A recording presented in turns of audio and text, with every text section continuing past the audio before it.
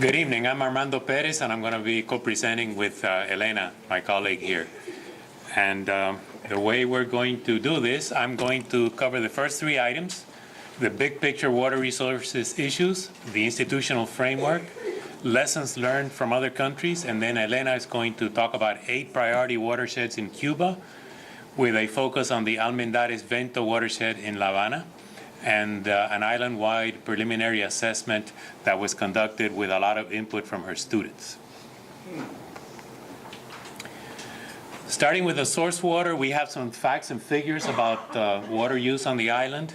The most important thing here is to know that in certain areas of the island, there appears to be a withdrawal rate that exceeds the so-called safe yield of the body of water, which means that that can cause ecological damage to the ecology of that body of water, as well as causing saltwater intrusion from the sea in the coastal areas. We know that the water resources in Cuba are managed by the National Institute of Water Resources. What is perhaps not widely known is that there are 2 private operations of water systems in Cuba via a joint venture with a Spanish company, one in Havana and one in Varadero, which begs the question, and that is, in the future, would it make sense for Cuba to have more privatization of water and wastewater systems? For that and other institutional issues, we can take a trip around the world and look at see what lessons can we learn from other places. Now, if we start at the upper left-hand corner, we see the island of Puerto Rico. The island of Puerto Rico went through a couple of very interesting attempts for privatizing water operations. They did not work out.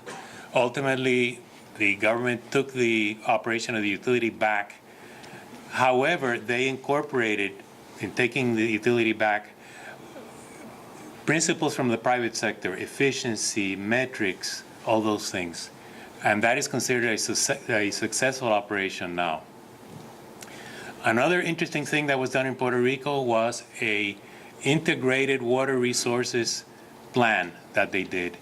And one of the key features of that is looking at the needs of the ecology of the bodies of water. Just because the water is there, that doesn't mean that you can take all of it for the population. There needs to be consideration for the ecology. Then we go down to the lower left-hand corner of the world map. We look at the country of Chile. Chile, by all accounts, has had a successful privatization program.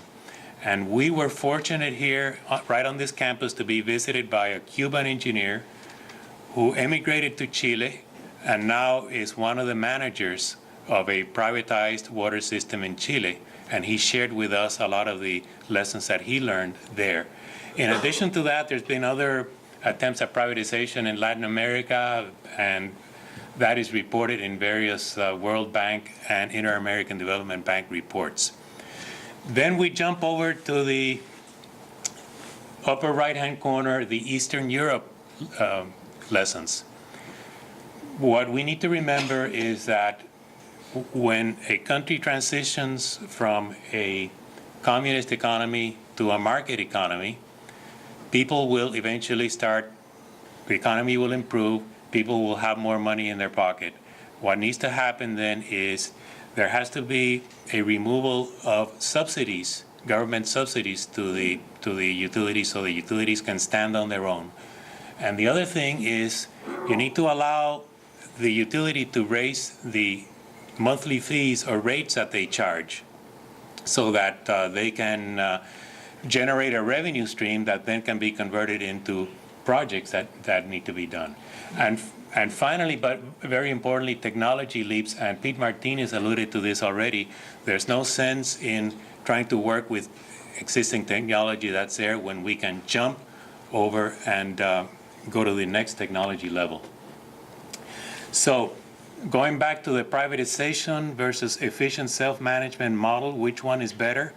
Well, it depends. And actually, the good news is that either one of them could be successful. How could either one be successful? The common elements are depoliticize the implementing agency, have a strong regulatory agency, I think Nicolas alluded to those issues before. Clear performance metrics, detailed inventory of infrastructure, so there's no misunderstandings, and perhaps exchange programs with institutions like in Puerto Rico and the United States for feeding back and forth of information. Elena? Thank you.